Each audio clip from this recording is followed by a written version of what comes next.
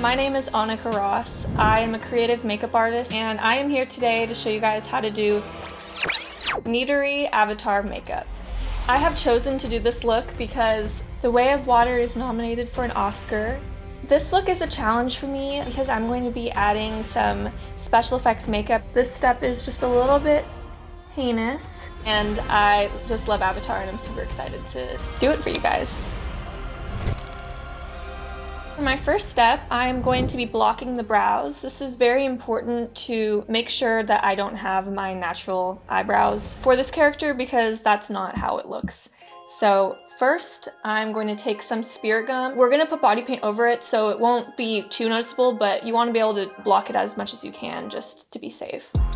And when I say blocking again, I mean going in with the concealer and going in with the powder and doing that process just a few times. Using the beauty blender.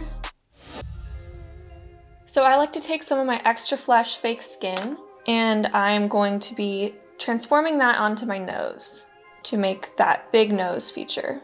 So it's very sticky and can be a little difficult, so this is definitely part of my challenge for this tutorial. The way that the nose for avatar characters is it's like wide going up. So that's the type of shape I'm going to try to make here. Doing it the way I am is a little bit more difficult because I did not create a prosthetic, so I'm kind of like sculpting it onto my face. This step is just a little bit heinous, but that's why patience is important for this, right? That took a few more minutes than I wanted it to, but finally I got it to how I want it. Moving on to the next step, I am going to do the body painting. I just do colors around my face like this, and then I'll go in with my white and do that same sort of thing. Then I just blend it out. While this wasn't a prosthetic, it's still that consistency that it will hopefully harden by me putting on the sealer.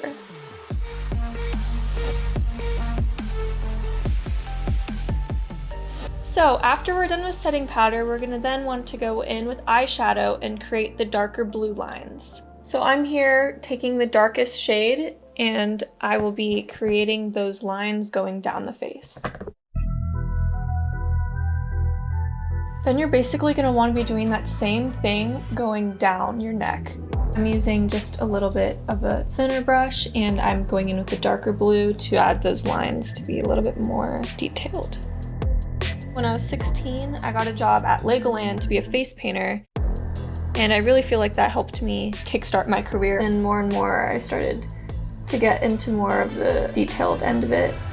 While I'm here, I'm going to trace the nose to like add a little bit of shadowing. When doing this, it's great because it's going to then kind of show like a 3D look where there's multiple colors, 3 different shades of blue on my skin. The next thing I'm going to do is I'm going to add the eyebrows. So where I'm going to be adding them is just a little bit above where my actual eyebrows are, like right here. And then we're going to want to go in to make the nose pink and the bottom lip pink. Now we are going to be going in with some white face paint to be putting the dots all over the face.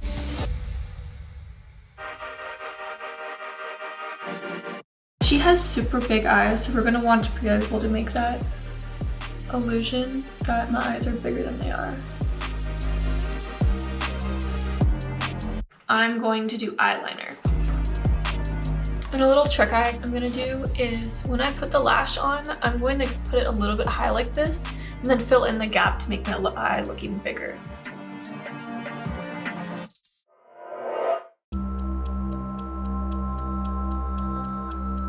Lashes are ironically one of the hardest things for me to do.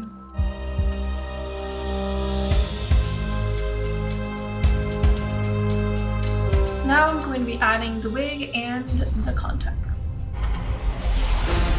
After you do the hair and the contacts, very last step are the ears. Here is the final finished look. So I feel like the makeup went pretty well today. There were some challenges I had with especially trying to make the structure of the nose, but I endured. I really had a fun time doing this, and in terms of new looks in the future for me, I'm really hoping to do more special effects looks